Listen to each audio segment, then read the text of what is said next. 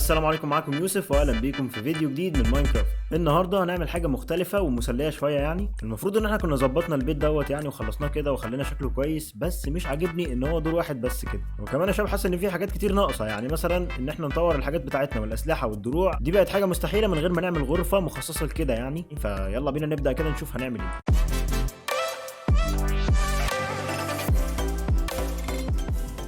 اول حاجه خلينا نتفرج على البيت كده. يعني دلوقتي دي الاوضه اللي انا بنام فيها، زي ما انتم شايفين صغيره جدا ومش يعني مش بتشيل اي حاجه غير بس سرير. والاوضه التانية كمان اللي احنا محتاجين نخزن فيها الحاجات ونعمل فيها الحاجات في الفرن يعني وكده في الكرافتنج تيبل. الاوضه صغيره جدا ومش شايله معايا الصناديق كلها. يعني مثلا زي ما انتم شايفين الصناديق قربت تتملي ومفيش اي مساحه خالص. يعني كمان في تحت هنا مكان احنا مش مستغلينه، يعني كنا عملناه الحلقه اللي فاتت وظبطناه بس مش مستغلين المكان دوت. وكمان انا حاسه برده صغير، يعني المفروض ان هو يكبر اكتر من كده. وفوق هنا يا شباب احنا مش مستغلين اي مساحه خالص. يعني المفروض ان احنا هنا نعمل حاجات برده تساعدنا وتفيدنا كده ان احنا نطور حاجاتنا وناكل ونعمل حاجات كتير، ولكن احنا مش مستغلين اي مساحه خالص. وكمان المكان ده شكله كده عشوائي شويه، يعني حاسه مش شكله حلو خالص. فممكن دلوقتي ان احنا نظبط البيت ونخليه بشكل تاني احسن بكتير. اول حاجه هاخد القمح من المزرعه كله وبعدين اهدي المزرعه دي كده يعني للنص كده وبعدين اوسع البيت. يعني شكل ان انا هاخد مساحه كبيره من المزرعه وهنحطها في مكان تاني، بس استنى انا مش عارف لسه فين. يعني خلينا كده نبدا بس ناخد القمح كده. طبعا يا شباب دلوقتي اخدت كل القمح وفضيت المزرعه خالص، وزي ما انتم شايفين بقى شكلها كده فاضي.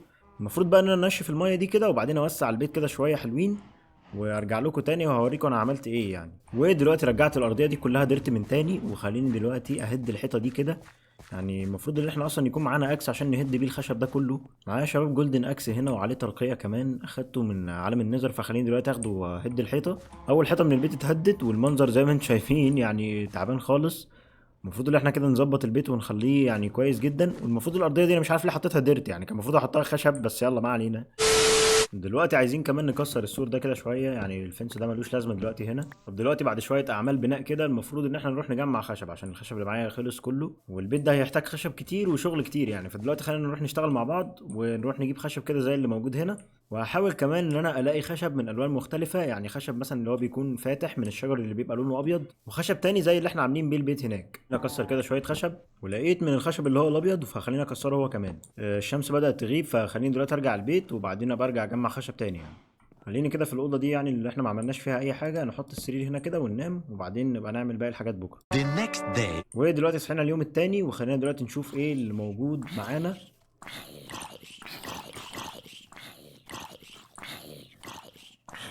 في زومبي كتير والله يا شباب حوالين البيت اصلا. دلوقتي خليني اكمل اللي انا بداته. جمعت شويه خشب حلوين وان شاء الله يكفوني يعني وما احتاجش ان انا اروح اجمع تاني.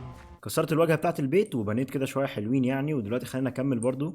ودلوقتي يا شباب الواجهه بتاعه البيت هتبقى محتاجه ازاز وازاز كتير شويه، فالمفروض ان انا اروح دلوقتي اجمع الساند اللي هناك واعملها في الفرن عشان تطلع لي ازاز، لان الازاز كده بيدي اضاءه كويسه بالنهار يعني للبيت، وكمان هيخلي شكل البيت كويس من بره يعني. دلوقتي يا شباب حطيت الرمله عشان تتشوي يعني، بس الفحم عندي قليل ومش عايز اضحي بكل الفحم اللي معايا مره واحده يعني عشان ما اروحش الكهف واجمع تاني. فدلوقتي هاخد الباكت بتاعي واروح اجيب لافا واحطها في الفرن عشان يشوي لي يعني بسرعه كده ويبقى لا نهائي وما احتاجش ان انا اجيب فحم كل شويه يعني. دلوقتي لقيت لافا موجوده هناك، هروح لها دلوقتي واجيب يعني شويه لافا كده في الباكت اللي معايا وبعدين اروح البيت تاني. دلوقتي اخدت اللافا في الباكت وخليني دلوقتي ارجع على البيت واشوف بقى هعمل ايه باللافا. دلوقتي اخدت اللافا ودلوقتي رجعت البيت يعني، وخليني دلوقتي احطها في الفرن زي ما انتم شايفين. ودلوقتي حطيت الباكت وممكن اشوي بقى زي ما انا عايز من غير يعني ما تخلص اللافا خالص. دلوقتي خلينا ننام عشان الليل جه وبعدين اليوم التاني نشوف هنعمل ايه كمان. دلوقتي معايا 36 واحده من الازاز اللي موجود هنا معايا. ودلوقتي يا شباب خلصت جزء كبير جدا وبنيت البيت كله هنا، التوسعه كلها بنيتها، ناقص بس ان انا اظبط الارضيه كده وبعدين نبدا نقسم البيت مع بعض ونشوف هنعمل فيه ايه. دلوقتي ظبطت شويه كتير من الارضيه، ولكن عايز اقول لكم ان البيت محتاج خشب كتير جدا يعني عشان نقسمه وعشان نظبطه كده. شكلي كده هحتاج اجمع شويه خشب حلوين يعني. ودلوقتي يا شباب ارضيه البيت كلها اتظبطت وزي ما انتم شايفين بقى البيت واسع اكتر بكتير من مكان زمان يعني. 2 hours later. وبعد شغل كتير جدا يا شباب ده بقى شكل البيت مبدئيا كده. الواجهه بتاعته بقت عامله كده زي ما انتم شايفين يعني. حاولت اخلي في شويه خشب وشويه ازاز برضو يعني عشان يدوا اضاءه جوه البيت، وده اللي وصلت له يعني. خليني دلوقتي اكمل واشوف هعمل ايه. انا هوريكم برضو ان انا عملت طلعه كده للسطح هوريها لكم دلوقتي. هنخش من الباب هنا ونروح يمين وبعد كده هنلاقي السلم هنا ويطلعنا فوق على طول يعني. وهبقى برضو اوريكم كل حاجه واوريكم انا هكمل اعمل ايه بالظبط. شباب بحاول برضو ان انا اخلي البيت يكون شايف البحر يعني، بحيث ان انا اشيل الديرت ده كله واخلي البحر كده واضح وظاهر. بس المشكله ان ده يحتاج شغل كتير جدا يعني وقت كتير، فهروح كده يا شباب وبعدين ارجع لكم تاني. وانتوا شايفين دلوقتي اصلا كميه الديرت اللي انا يعني شلتها بدرجه ان انا مش عارف اخدهم اصلا، فانا مش عارف اتخلص منهم ازاي. دول استناهم يختفوا يعني ولا حاجه. بعد شغل كتير جدا دلوقتي يا شباب الشمس بدات تغيب، فخلينا ادخل انام وارجع لكم اليوم التاني.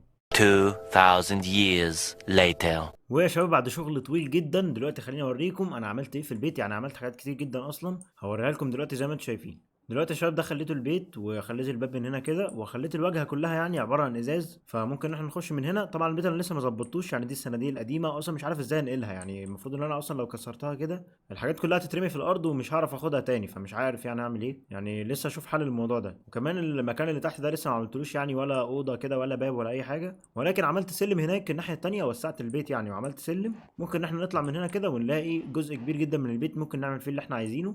وكمان هنا يا شباب ممكن نخليها مزرعه او نخليها اي حاجه احنا محتاجينها. زي ما انتم شايفين الدور اللي فوق خليته عامل كده، فدي اخر حاجه وصلت لها في شكل البيت يعني. فممكن دلوقتي ان انا اعمل شويه حاجات تاني واظبط الدور اللي تحت كده واشوف هعمل ايه. وكمان المفروض ان انا اعدل المزرعه اللي جنب البيت دي اخليها يعني في مكان تاني، واخلي جنب البيت كده فاضي مفيش اي حاجه. وكمان المفروض ان احنا نوسع المكان بتاع مزرعه الحيوانات كده، يعني عشان هم لما بيزيدوا في العدد يعني بيكونوا كلهم كده محشورين في بعض ومش لاقيين مكان يتحركوا، فالمفروض ان احنا نوسع المكان ده شويه يعني. ودلوقتي خليني اوريكم حاجه اخيره كده انا عملتها وهي موجوده هنا في المايه يا شباب. زي ما انتم شايفين كسرت كل الحاجات اللي كانت موجوده هنا زياده وخليت المايه كده يعني موجوده هنا جنب البيت، والمنظر بقى شكله احسن بكتير واحلى من اللي فات بكتير يعني. 2 hours later. دلوقتي يا شباب خلصت الدور الاول زي ما انتم شايفين، وخلينا ندخل منها واوريكم الدور بقى شكله عامل ازاي. خليت فيه غرفتين هنا. الغرفه الاولى كده خليتها غرفه نوم، يعني ممكن تدخل من هنا كده وفي سرير وشويه صناديق وكده يعني. والغرفة التانية خليتها زي ما هي للصناديق التانية والفرن والحاجات دي، عشان يعني ما احركش الصناديق من مكانها واخليهم مكانهم كده يعني. وخليت كمان المدخل بتاع المكان اللي تحت خليته موجود في الأوضة يعني نفسها، مش محتاج ان انا اعمل له أوضة لوحده. وده بقى شكل الدور من تحت زي ما انتم شايفين، بقى شكله احسن واحلى بكتير. وخلينا نطلع فوق دلوقتي ونشوف هنعمل ايه في الدور اللي فوق كمان. خليت هنا في شباك برضه عشان اشوف المكان من ورا البيت، وخليني كده دلوقتي اعدل المكان هنا واخليه يعني احسن بكتير. وبرضه زي ما هوريكم دلوقتي شكل البيت بالليل يا شباب شكله حلو جدا. يعني زي ما انتم شايفين بسم الله ما شاء الله شكل البيت رهيب بالليل، ومنظره كده مع الازاز يعني كويس جدا.